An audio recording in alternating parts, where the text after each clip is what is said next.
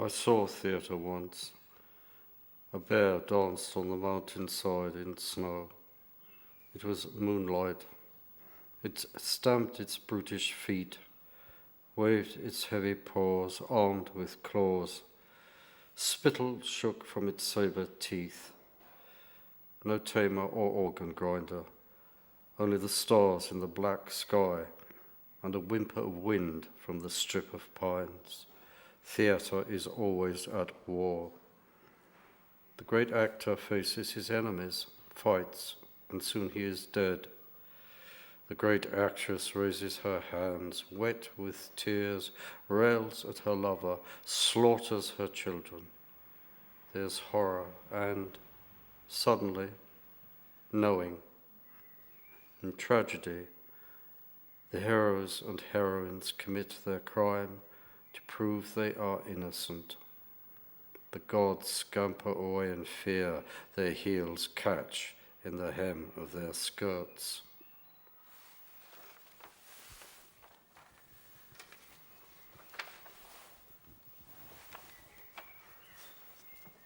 I was born at 8:30 in the evening on Wednesday, the 18th of July, 1934. There was a thunderstorm. An hour before I was born, my mother scrubbed the stairs to her flat to clean them for the midwife to tread on. In the district where my mother lived, medical people were regarded as agents of authority. I was first bombed when I was 5. The bombing lasted till I was 11. Later, the army taught me 10 ways to kill my enemy, and the community 100 ways to kill my neighbor. Those who govern do not know what a person is, and the governed still do not know what a government should be. I walked the streets and raged. I wanted the stones in the military cemetery to weep for the dead beneath them. And at 20, I wrote my first play. Like all who lived in the midpoint of that century, or were born later, I am a citizen of Auschwitz and of Hiroshima. I am also a citizen of the just world that is still to be made.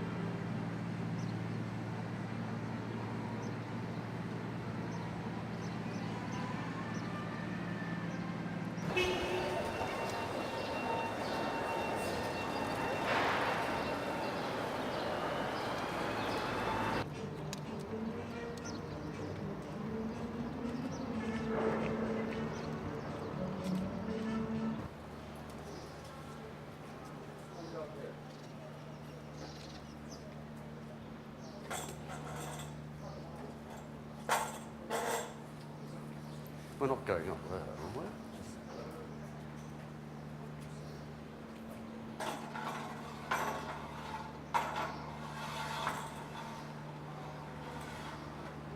He was kept down there?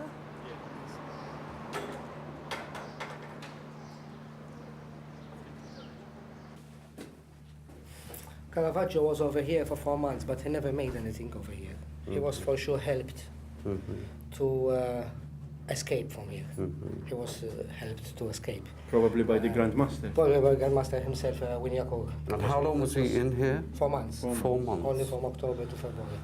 Mm.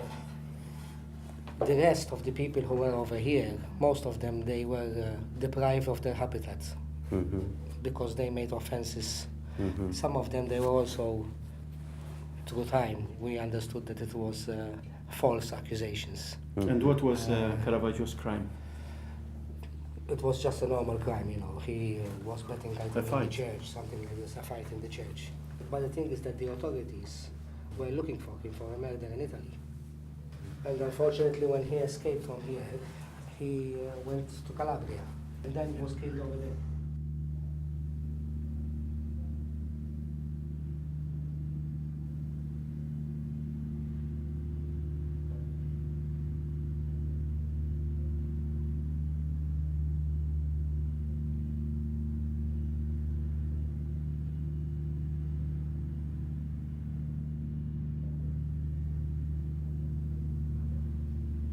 All these people are here.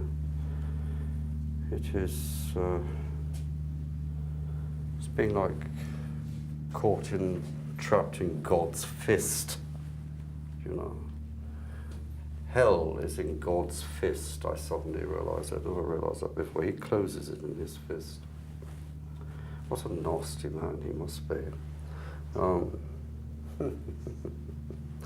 But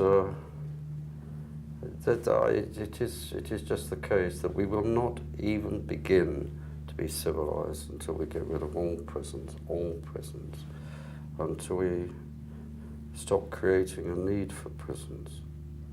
I'm absolutely sure of that, and we don't even understand that problem. The unfortunate thing is that we are all in this cell. Everybody is in this cell. We don't know it. That's very, very strange.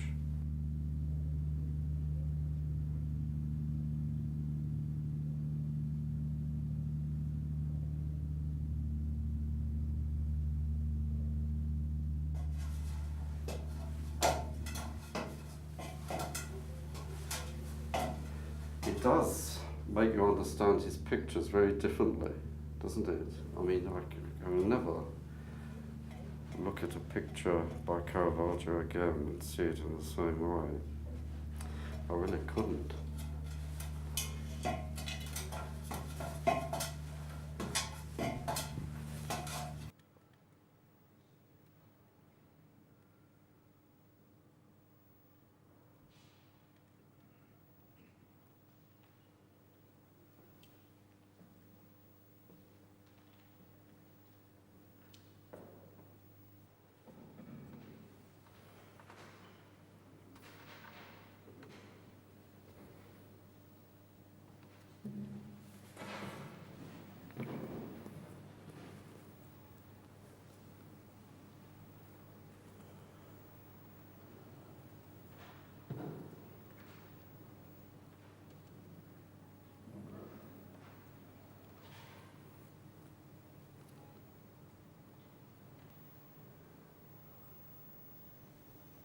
It is a very difficult picture to be close to, because I've always felt that Caravaggio steps out of his own pictures, and the terrible thing is he steps into another picture, and another of his own pictures, and so he can't escape. There's no escape, and the problem is the problem of freedom and meaning and all those sorts of things. And it's as if he can only articulate that in a prison, that he had to come to Malta to do it, and he had to end up in a prison himself, and he had to escape. And some or the other, he just had to vanish into space. Near water, they say. Near water, which presumably would wash the blood away. I don't know. That's just rambling. But it's nice not to know what to say. Yes, it's quite nice not to know what to say.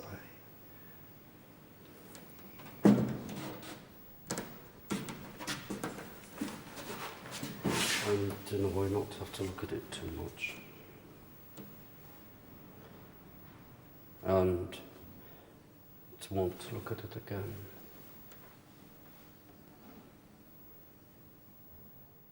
But it is a picture that puts you on a rack a little bit.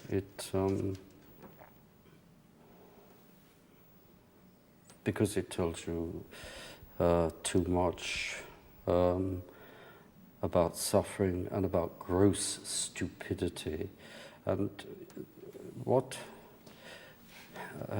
you know, when that woman puts her hands over her ears,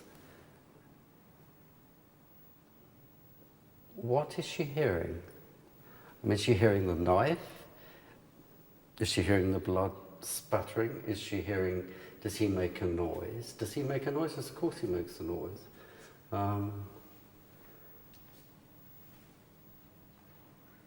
But it's like, if he's a painter, he's very conscious of hands. And I suppose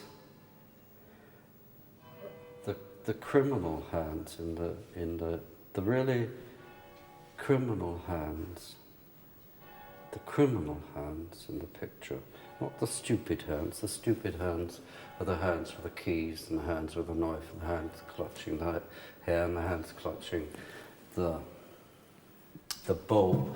But the really stupid hands are the hands that the woman puts over her ears. That's stupid, because she should not shut it out. But the thing is that in a human sense, in a really human sense, it's not that art is imitated by life. Creation almost, certainly society, imitates art. And in that sense, this picture is more real than the street that you go out into when you've seen it. And if we knew that, then there would be fewer prisons. I'm off.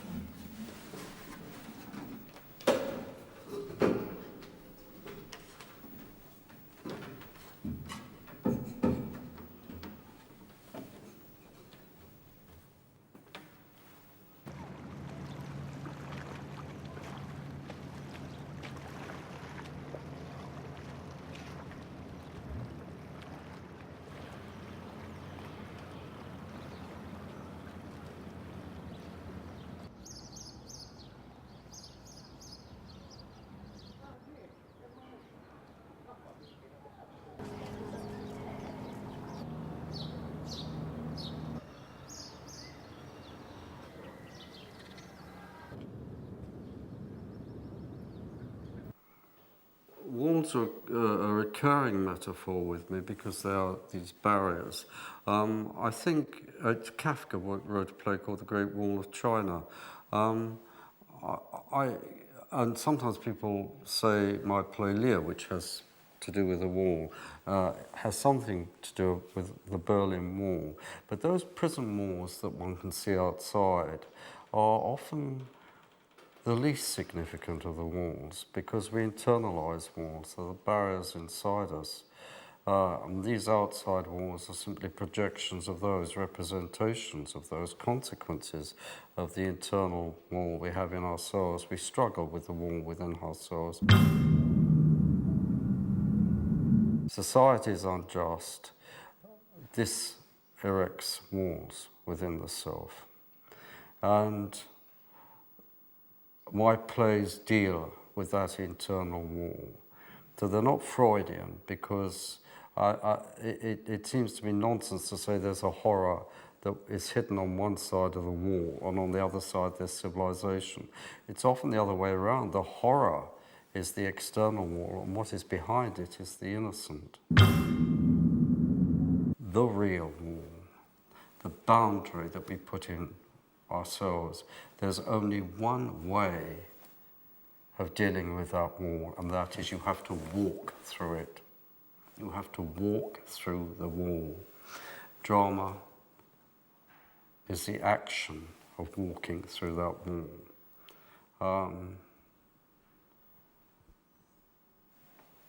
That's why drama is at the center of our humanness. Unless we can walk through the wall, we can't be human.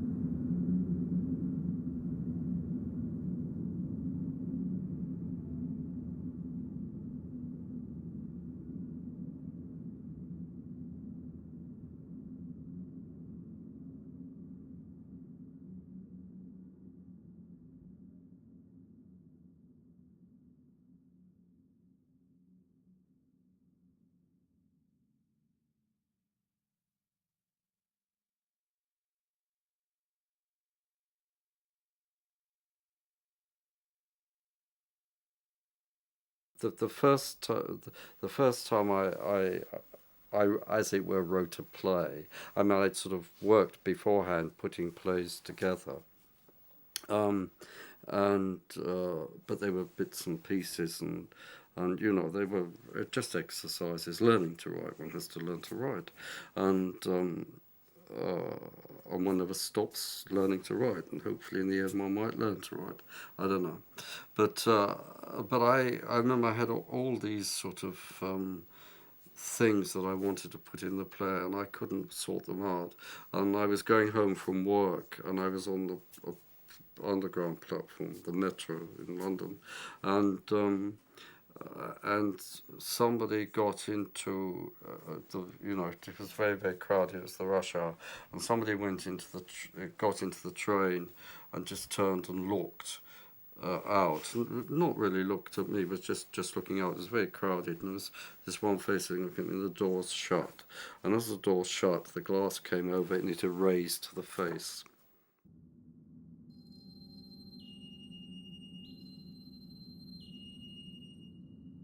It became half an image as opposed to a complete, and the play was there like that. It was just there, you know. I could go and write it. I didn't quite know how. I didn't. Oh yes, I know what to do in this. It wasn't that, but just so that's the play. Because something had vanished, I suppose, rather than something appeared. But anyway, that's absolutely right. Because objects fascinate me because, you know, they contain some sort of artistic design, some element. I mean, I picked this up purely by chance. It's a sort of souvenir cup. It's got a church there and a seal there, which was the seal of authority. It's a cup of coffee, but also, you know, it has to be shaped. It reminds me that I have a hand and a mouth and all these sorts of things, and I need to drink.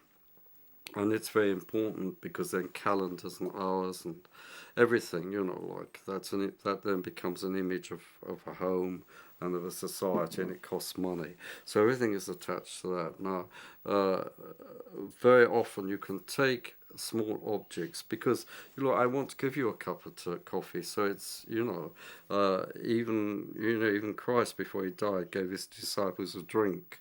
And that was very hospitable of him, wasn't it? You know, so if you think about it, it happens every day. So that everything can be put down to those small objects. Touche-la. Touche-la. Quelque chose doit avoir sa place dans ce monde.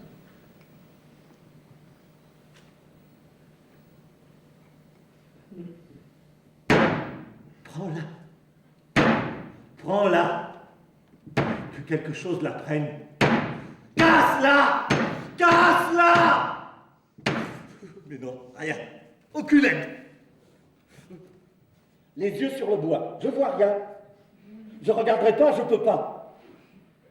Bois-le. Le bois pas, mais dis-le. Dis-le. Mens. Mens. Mens. Dis que tu l'as bu. Dis-moi que tu l'as bu. Bois. Bois. Bois. Aide-moi. Aide-moi. Elle refuse. Oh, elle est butée, la salope. Le canne dans sa tête le laisserait refroidir sur la tombe de sa mère, qu'il soit plus glacé que le cadavre. Petite pute, sale petite pute. Sheila, c'est trop demandé. Et ensuite, prendre une cuillère, fermer une porte. Encore trop. Tu l'as mise au monde, tu comptes faire quoi? Ce qui doit être fait. Tu peux pas. Je vais le faire.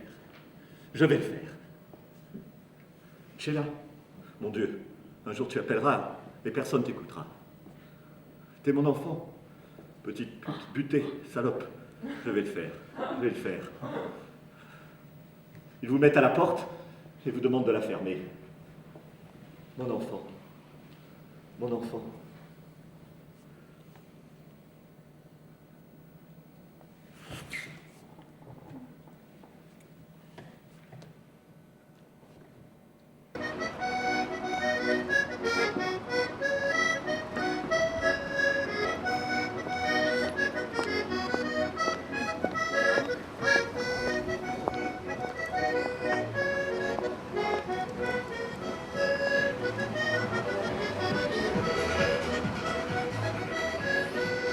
can produce exercises which not merely give you the rhythm and the structure of what you're saying, although that's very important, but actually can produce images. And I discovered this one day. We were with this Berry, and she was holding a workshop, and I went along. I didn't know, I'd heard about her, but I didn't know much about her. And I went along to this workshop, and she said, well, we're going to look at a speech by Milton. And when I'm here, it's too late to go. And so she gave us this sheet of paper, and there was this speech from Samson Agonistes, and it is about the moment when Samson falls down the temple. And she made us read it and various things like that. And then she said, all right, get on the floor, because, you know, if you get on the floor, you're in touch with something else. So the floor becomes part of your body in a way, you know. Like.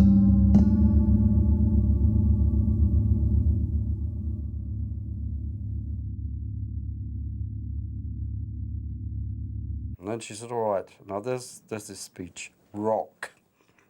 And sort of rock like that. And I've got this piece of paper in my hand, and I'm rocking and trying to read this speech.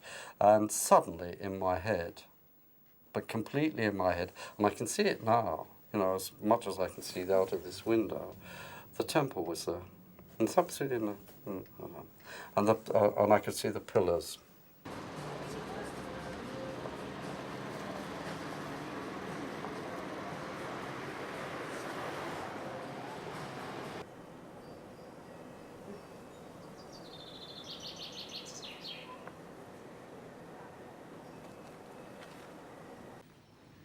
Four, 5, 6, 7, 8, 9, 10, 11, 12, 13, 14, 15. Brilliant. And widen in. And hum. 2, 3, 4, 5, 6, 7, 8, 9, 10, 11, 12, 13. That's great. I mean, it's an exercise, and you could, if you're speaking, you actually make your breath last longer. But it just helps to get those ribs really opening up. Okay. Now, just one more thing. Put one hand on your stomach below the waist.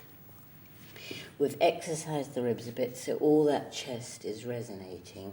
But now, just breathe in right down to your stomach and feel that breath going into the center, and sigh out. That's lovely. And the expense of spirit in a waste of shame is lust in action, and till action lust is perjured, murderous, bloody, full of blame. Savage. Yeah. That's the first one. That's where it breaks, and Yeah. that's what's interesting about this meter, because you wouldn't ever say the expense of spirit in the expense, but it has within the form of it. It has such a variety of words. The expense of spirit and a waste of shame, but somehow that meter is behind it. Though you are. It's like singing the blues, really, or reggae or something, that you can dwell on a word and give it the, but you have to make up for it afterwards. And I think that's what's exciting about it. Yeah. But you can't say savage. So it's savage, and suddenly that word becomes in itself violent Leaps out, because yeah. it's broken. Yes. And that's what's interesting about it. Extreme, rude. Savage, extreme, rude, cruel, not to trust, enjoyed no sooner but despised straight, past reason hunted, and no sooner had, past reason hated, as a swallow bait, on purpose laid to make the taker mad, mad in pursuit. I think when a play starts, an actor has to read a play. And my whole theory is that by reading it, you're only getting to it through one part of your brain, i.e. you are thinking about it, reasoning it out, making sense of it. And that is the literal part of the brain. But there's so much more to a play, to plays, to the written word than that, particularly to a play which has to be given life by the actor. The character has to come to life by how the actor speaks. And therefore, all the work I do is about exploring the physicality of the language, the movement of the language, like we did on the sonnet earlier today, finding how the thoughts are moving and how that affects the character itself. The king is always on oath. No, that's not the king. This is a little cage of bars with an animal in it. No, that's not the king. Who shut that animal in that cage? Let it out. Have you seen its face behind the bars? There's a poor animal with blood on its head and tears running down its face. Who did that to it? Is it a bird or is it a horse? It's lying in the dust and its wings are broken. Who broke its wings? Who cut off its hands so that it can't shake the bars? It's pressing its snout on the glass. Who shut that animal in a glass cage? Oh, God, there's no pity in this world.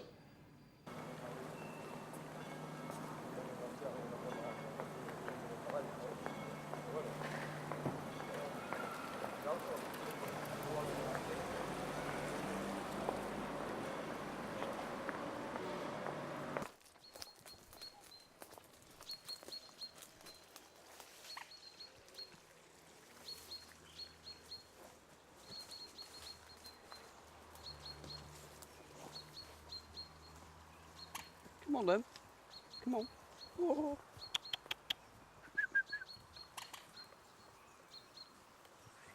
Come on. Come on. No, you don't want to go, do you? Want to come? Good. Come on then. Come on. Well, she's following me.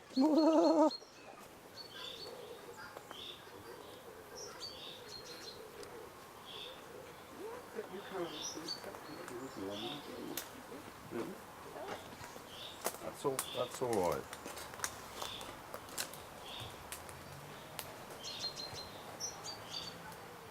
Can I talk?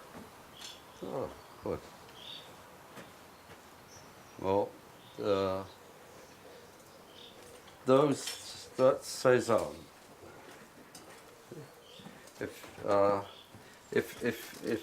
If you must have pictures on the wall, I don't know whether you need to, but you can't write unless you've got a Cézanne on the wall. It's a fact. I'd have Cézannes on the wall. And then I changed these pictures.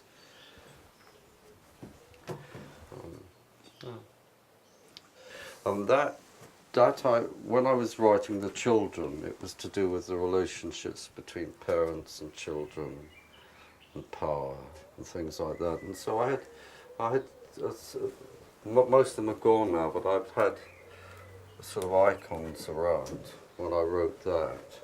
And this photograph over here, I think is a wonderful photograph. A photograph of a schoolboy, and I think it's from the Manor. And in a way, I think that the central character in The Children, in Les Enfants, is connected with him in some way. And then you have to have Cézannes. And then that's the first picture I ever had. I've had that I keep that there. It's the only permanent picture, the others all change. And I've had that for 50 years, I think. It's my first picture. Yeah. Good. So that's my summer house. And I call it my workhouse, which is a sort of joke, because a workhouse in England is next door to a prison, as it were. You know. It's good.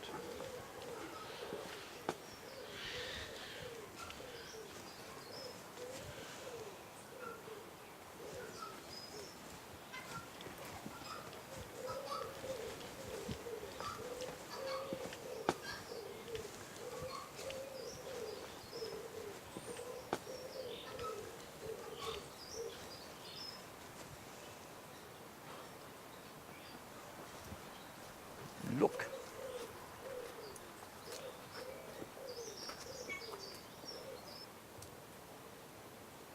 Yes. Yes. Come on then. Come on. Come on. No, you won't, will you?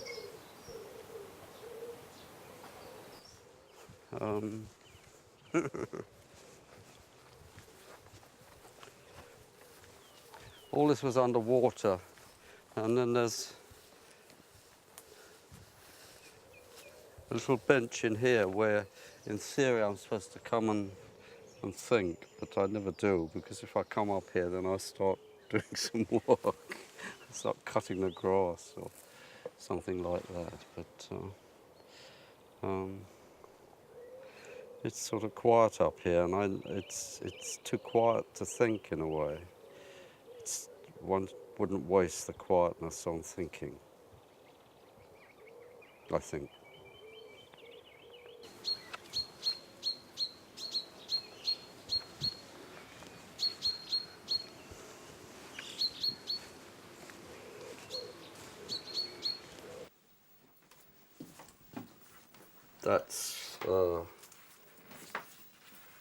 That's a sketch by Hokusai, and it's just of ladders, and that's part of a weaving frame and so on.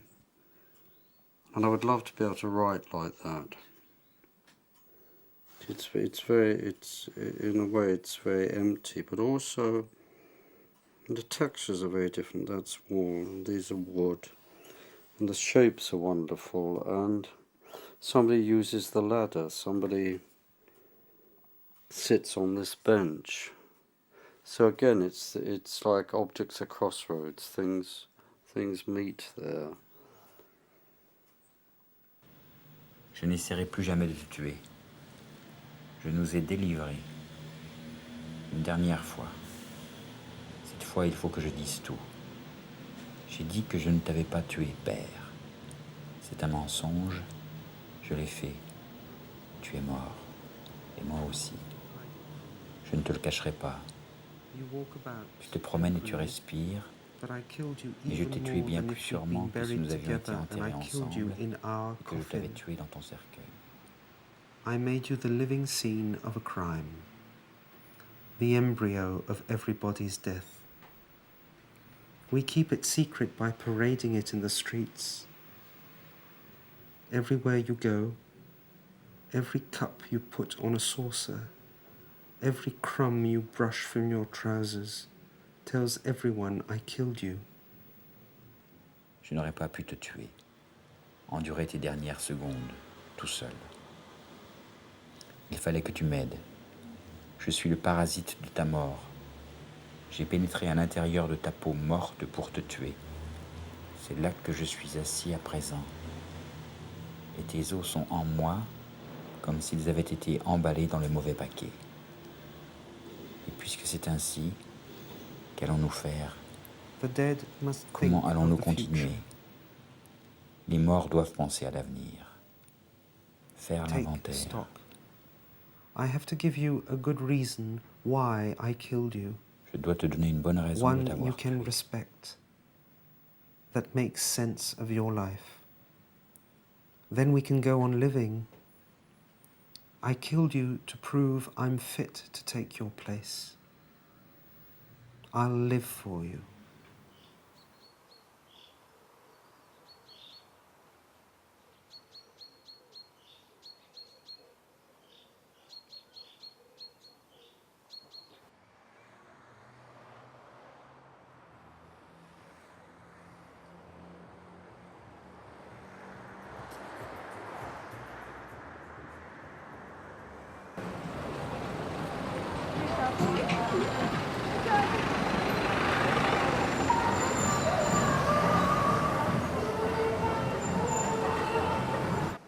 Big Brom is a focus of my work in the UK. It's the place that I write for pretty frequently. It's because it's the place where I can find theatre being more useful than it is in most other places in the UK. Big Brom is a theatre and education group. It's a group who perform plays for schools. It makes theatre a real experience for young people. Supposing you had a heap of toys and you said to a child, look, that toy is called a car and it does this, and that toy is called a ladder and it does that. It's all disembodied. Most education is the conversation among ghosts. So you need to do something which makes a child enter into its own life, and only play does that, and not games. Games don't do it. They simply learn you to obey and to react against rules. So play is different. It's learning to be human. This is what we try and do at Big Brom.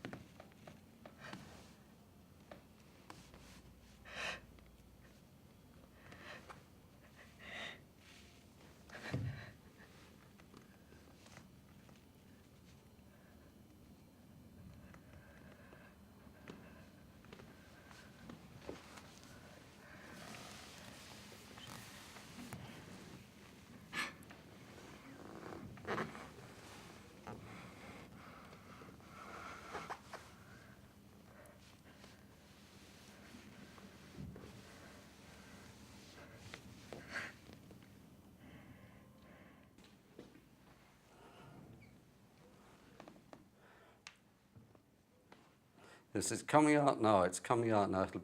It'll be out by the time I count 5. 1, 2, 3, 4, 5. It's out. Run! Run! Run! Get away from it! Get away from it! You don't want it. Good. All right. Did he run away from pain? Was he running away from pain? No. Were you running away from pain? No, but I was looking for it. But why was he dancing for it if he wanted to run away? All right, let's stop all this nonsense. Well, I mean... All right. You okay? Can't help it sometimes. No. I'm fine, yeah, I'm fine. So what we've been just doing is looking at the barriers, really, haven't we? Mm-hmm. You know, because... Well, I was finding barriers doing that. I mean, I was finding my own barriers doing that. That's right. Yeah. Absolutely. Yeah. I mean, because I can only set up the situation, but it always happens in you. It has to happen in you, and you have to trust yourself. Now, it's not in order to be clever or whatever, or to prove anything. It's just to find out that thing, because the truth is always written on the barrier. You know, and you just have to burst through it.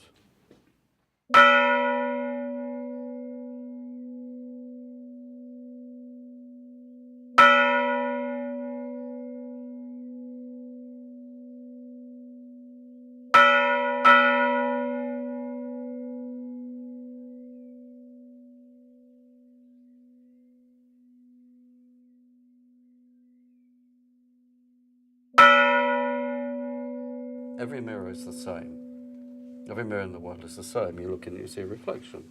And so everybody looks at that mirror in the same way. It's a different thing. But they always look in the mirror in the same way. The actor is the unique mirror because it is an image. But when the actor is being truthful, everybody in the audience sees themselves in the actor. It's a reverse situation, do you see? And if this is not so, then human community is not possible. And so, you know, that's why acting is very important, because it is the foundation of human community. Hmm? Toi, c'est pas un homme violent. Ça arrive à tout le monde de se mettre en colère. Comment t'as pu tuer ta fille? C'est les escaliers.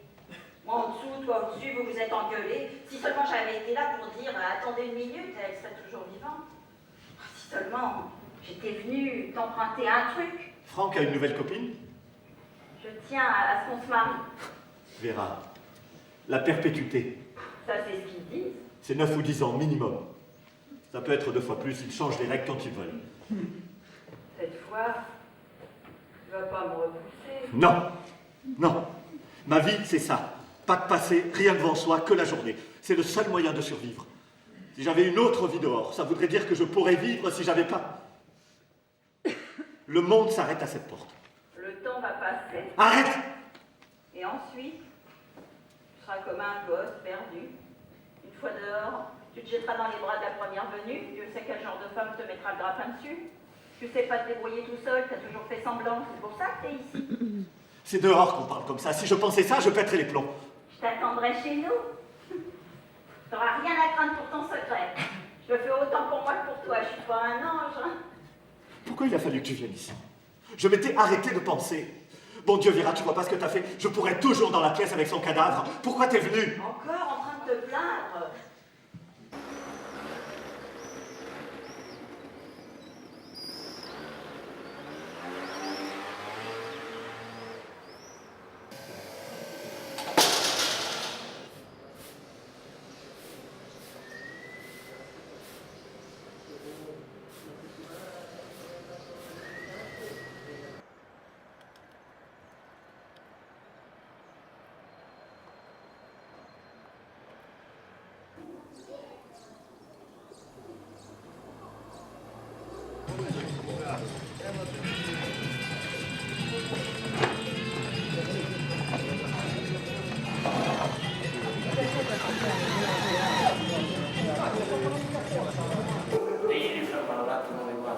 Non riprendete? Tanto iniziate ad entrare dentro, poi viene un meglio, ci mettiamo d'accordo su quello che dobbiamo fare.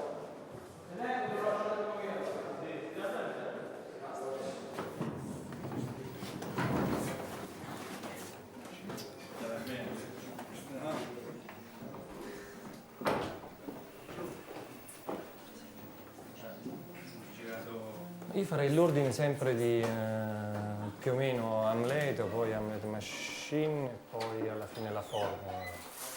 Come state col giorno che abbiamo fatto qui fuori? Tutto completo, no? Tutto quello che c'è, i pezzi uno dove dietro l'altro.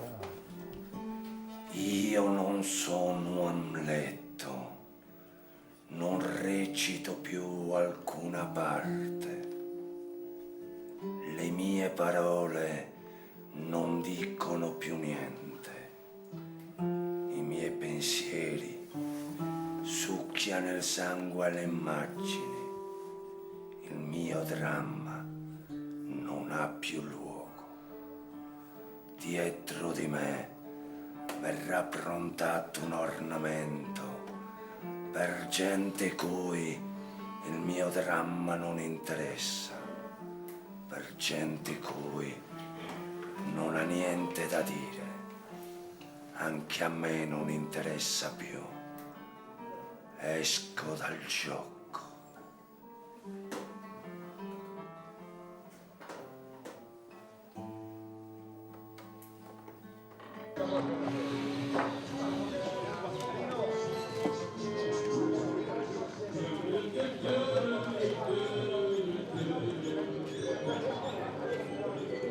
È vero che qui dentro tu, come dire, scopri delle persone con delle fortissime contraddizioni dentro. È chiaro che sono emerse nel teatro, di più, almeno per me, le ho scoperte attraverso il teatro. Persone che hanno un certo passato, una certa biografia, quando scopri il loro passato, la loro storia, quindi è quasi normale che siano poi qui. E dove scopri che c'è una grandissima responsabilità sociale in questo, solamente sociale. Cioè io in tanti anni, tranne che non si parli di persone malate, e di persone che sono, la maggior parte sono persone in assoluto che spinte su una strada per problemi sociali, per problematiche proprio di dove nasci, la storia che hai. In Italia è forte la divisione tra un nord e il sud, la maggioranza anche della compagnia sono tutte persone del sud, non è un caso, ma in tutte le carceri d'Italia la stragrande maggioranza è tutto il sud. Quindi è evidente che c'è dietro allora una contraddizione enorme di persone che messe in un'altra condizione come in quella del teatro poi tirano fuori delle energie, delle capacità, delle cose che sono tutte in positivo, enormi, fortissime. Cioè la capacità di emozionare attraverso il teatro un pubblico, se uno pensa cos'è il teatro davvero, è una forza enorme, è una qualità positiva enorme secondo me, che non tutti hanno, che tanti vorrebbero avere, non hanno.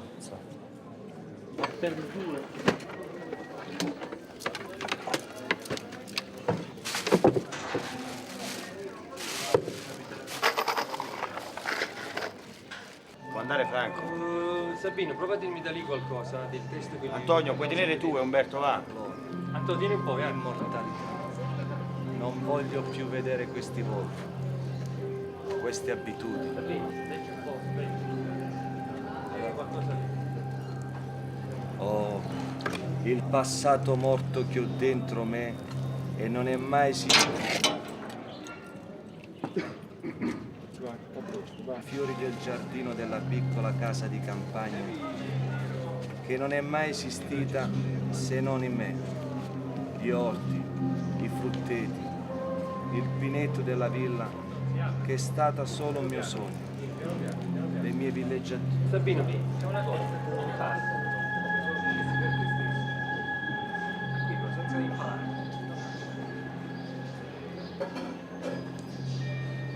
Lasciali impronte.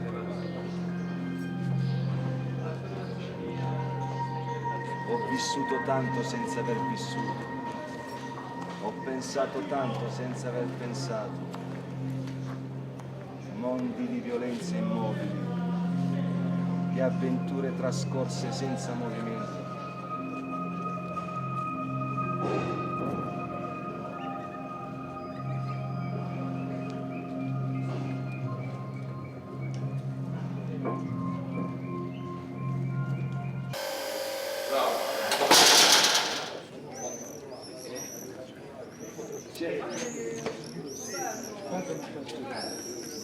Sto trovando le parole. Stavo dicendo, dovevo andare a fare il caffè, però non è pas possibile, non è possibile in questo momento. Ça doit faire bizarre pour un policier de venir ici voir un ami. Ordure. C'est tout. Tu devrais même pas. Tous, il faudrait vous pendre. The violence in my plays is real. I mean, you know, if you look at the violence on telly, you're just disgusted, and the audience is disgusted, and therefore they're amused. And you cannot be amused by the violence in my plays. You just can't. And this is because I don't glamorise it, I don't sensationalise it, and I tend to see it in accident time. And the audience, of course, immediately want to retreat from accident time. If they don't like what I am saying, it's not the violence they're objecting to, it's the things around the violence.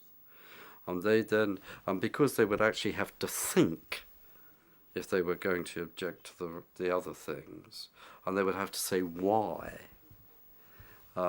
Why is it that you say this thing? And it is wrong because, and they would have to say why, they would have to fill in the because. And they couldn't do it. They couldn't do it because the play itself is making clear the stupidity of their big cause. But they can always point to the violence and say, well, violence is wrong, because yes or no, violence is wrong. You know, therefore, to put it on the stage must be wrong, mustn't it? You know. And you have to say, well, it's not violence on the stage. It's actors.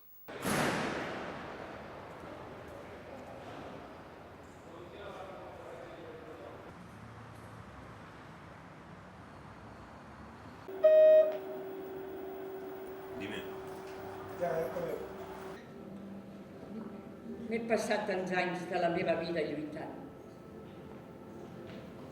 He perdut tants amics. Els vestits nous es tornen vells quan jo me'ls poso. Estic gastada. Escolto l'aire com entra i surt del meu cos, com si fossin passes en un corredor. No és fàcil. És com si s'hagués de morir tota una multitud. A mi em van prendre el meu món. Van llançar els mobles de la casa i em van deixar en el buit. No puc tornar a començar. Fa anys que arrossego el meu cadàver. I ningú no el veu. No pots començar. Pertanys a una família que es mor a les presons. La vella del meu costat s'aferrava al banc amb totes dues mans. Els nusos dels dits li brillaven com els d'una criatura. M'agradaria sobreviure només per escopir-li a la cara.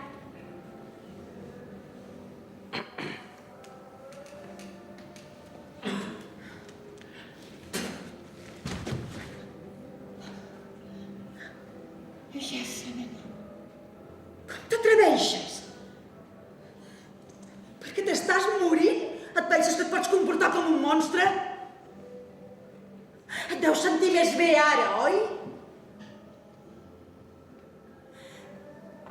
Has dut l'escopinada d'una vella dins la boca durant 40 anys.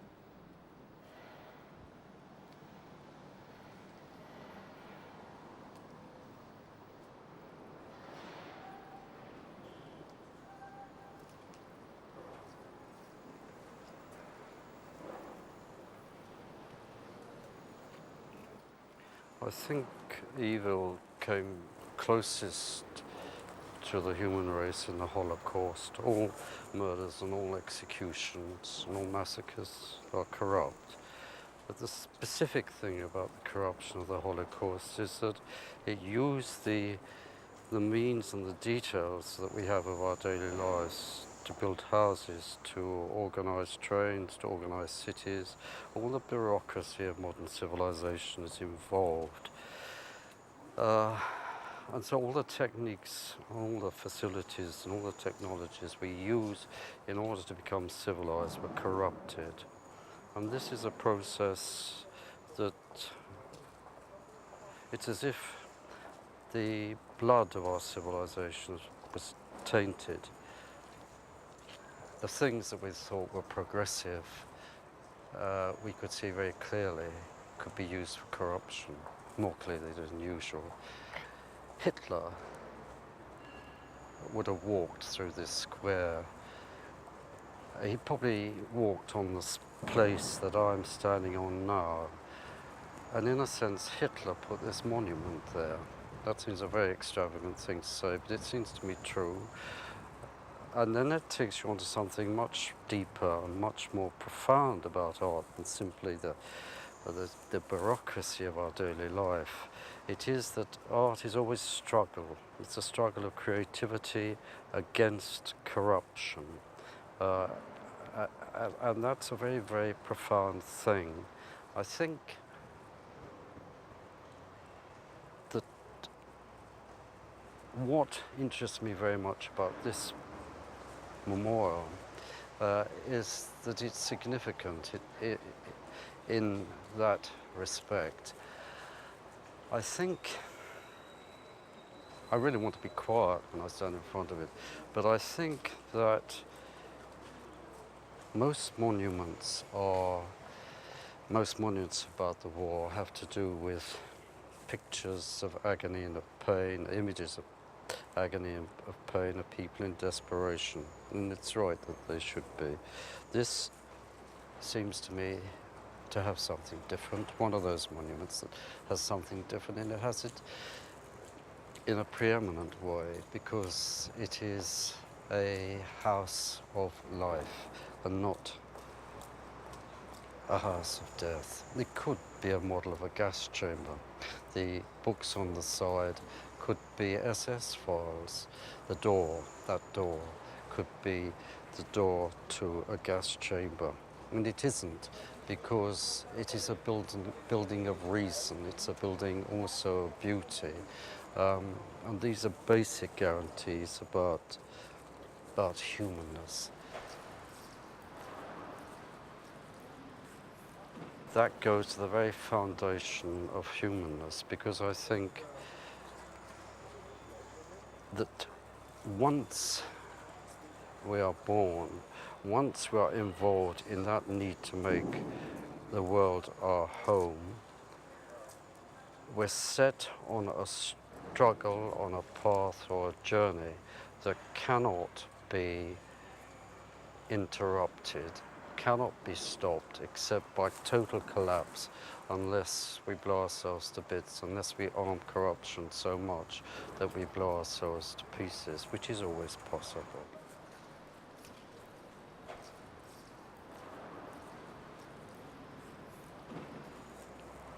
If I wanted to say what this means to me personally, it is, I cannot imagine what happens in a gas chamber sufficiently to record what it was like. But I can imagine that there would be occasions when children were born in the gas chamber, that a pregnant woman was put in, that she gave birth while she was being gassed, that she miscarried. And that the child is born into the world of gas, into the world that's totally corrupt. But even that child born into that hell would have desired to be at home in the world. And this, for me, this monument is the toy I would like to give to that child. It exemplifies the rational part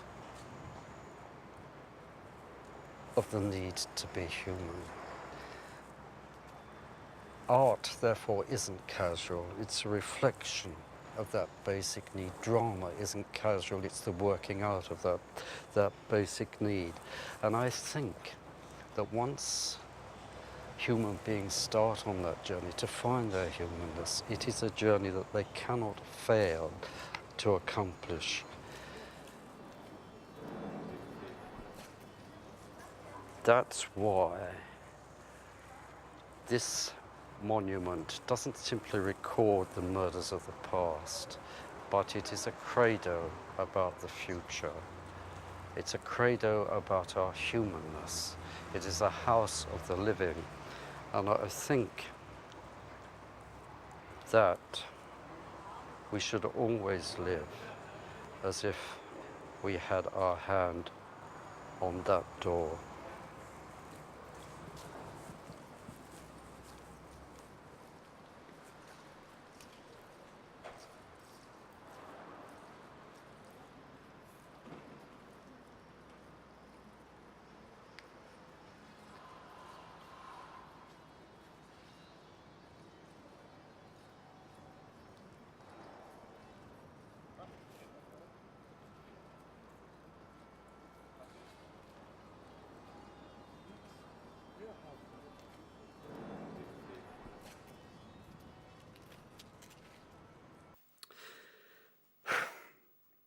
the most I can do as a writer is to say, look, if you are determined for one reason or another, or if it is the case that you must be a Nazi, then I hope my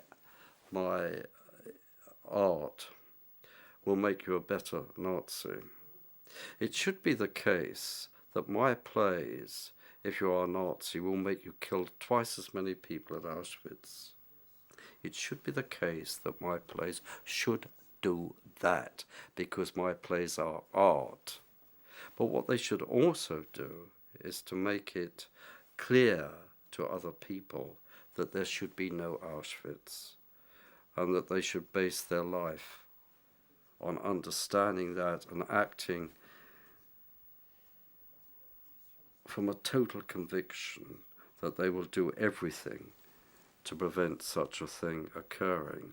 Now, I cannot do that without risking doing the other, because there's nothing called art that I can sprinkle over people like holy water to make them good.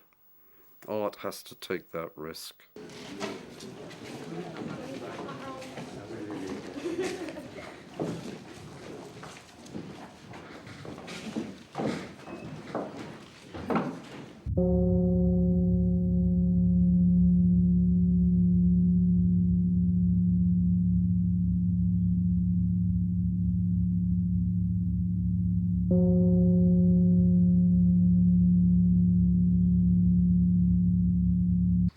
Tire en position allongée.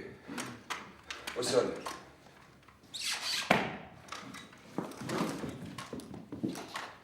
L'histoire entière de l'humanité est dans le fusil. Les sauvages qui ont jeté des pierres, tiré les premières flèches, utilisé les premières frondes ont aidé à fabriquer le fusil. Les premiers miniers ont creusé le minerai, les premiers fondeurs ont fait le métal pour les marmites et les poêles, et plus tard ils l'ont raffiné pour fabriquer le canon. Les premiers maréchaux ferrants ont créé le savoir-faire pour lui donner sa forme. Ceux qui frottaient les silex l'un contre l'autre ont créé l'étincelle qui a permis le mécanisme moderne de la mise à feu. Le minerai et le silex, on les obtenait par le commerce. Il a donc fallu des bateaux, des routes et des marchés et des comptables. Les alchimistes ont essayé de transformer le plomb en or. Ils ont enseigné les chimistes qui ont découvert la poudre à canon. Les experts ont inventé le calibre pour que le fusil tire plus loin, vise plus juste. Ils ont inventé l'optique pour voir la nuit et compenser notre cécité naturelle dans l'obscurité. Les inventions sont fabriquées lorsque nous sommes prêts à les utiliser. Si l'on avait tout à coup donné des fusils aux armées qui combattaient avec des lances, elles se seraient exterminées comme si elles avaient des armes nucléaires. Tu ne serais pas là, la télé, les avions, les ordinateurs non plus. Toutes ces choses-là sont dans ce fusil. Le tireur isolé, l'arme d'assaut ensemble. Poids 4 kg, canon 84 cm, calibre standard 7,6 de l'OTAN, vitesse initiale 860 mètres par seconde. Propulsion à gaz, intensification de l'image par l'utilisation de la longueur d'onde de la lumière visible. Vue nocturne par infrarouge. Tes mains tiennent l'histoire de la science. Le monde moderne. Respecte le fusil. Manie-le comme le chirurgien manie le scalpel dans le cerveau. Si tu le cognes, il ne sera plus d'aplomb. Prêt, mets-toi à l'aise, décontracté. La tension donne des secousses au fusil, tu rates ton coup, ça ne tue pas. Grande sécurité. Doigt sur la détente. Vise le bas du soldat en carton. Tire doucement l'index vers toi en remontant le mou. Lorsque tu sens qu'il résiste, tu as atteint le moment de tirer. Retiens-le. Remonte soigneusement le long du soldat en carton, soigneusement, doucement, jusqu'au cercle concentrique sur sa poitrine. Quand le viseur est dans le cercle, quand il se trouve au centre, juste quand il le touche. Tire! Grande sécurité! En progrès! La prochaine fois dans le mille, debout!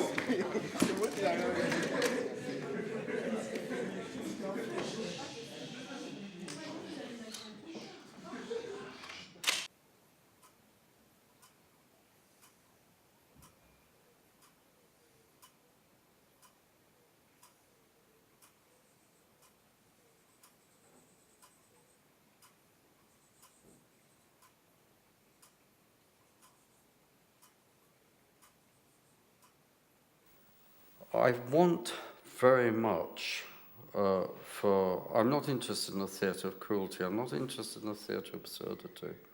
I'm interested in the imagination because imagination seeks reason, but has no guide to what reason is, and therefore we need the world to help us to understand reason.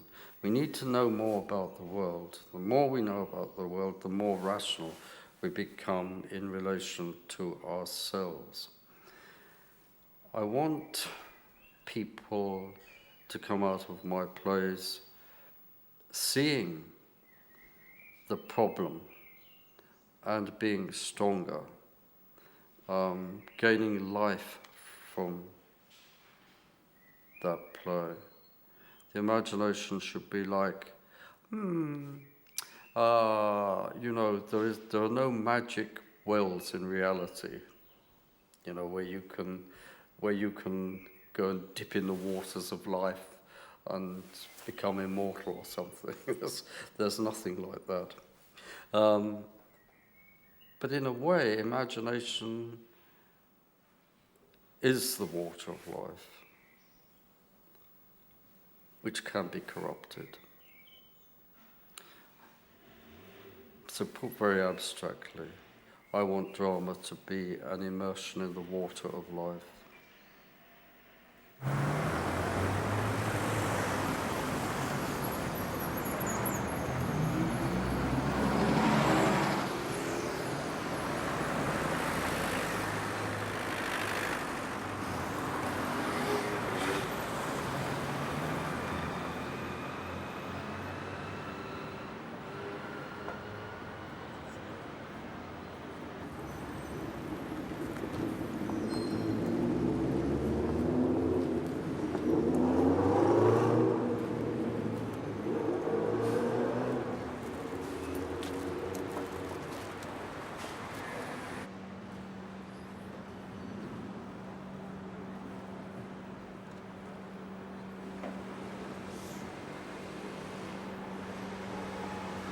I think I will try to tell you a poem I've been working on today, and I think I will call it Lament for the Cities. When, in time, the machines by which we live change, our lives must change utterly. We have not learned to change in peace. We outgrow the old ways as children outgrow their clothes. Our clothes become the bandages on our wounds. The Industrial Revolution is followed by world wars. Now we lay waste the sea and the land. And on the 11th of September 2001, 2 towers fell. White dust covered the people. They ran through the streets like ghosts fleeing the city. The morality of the hungry is anger. The morality of the powerful is fear.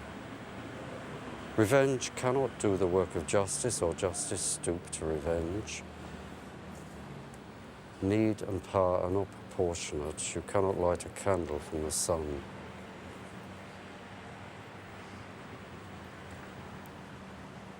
Remember, with each gesture you make, that the world is attached to your hand by a rope. Then make the earth the home of the world, or it will become the hole in which graves are buried. Lament for the city and the light in its darkness. Lament for the light in its trees. Lament for its cries and laughter.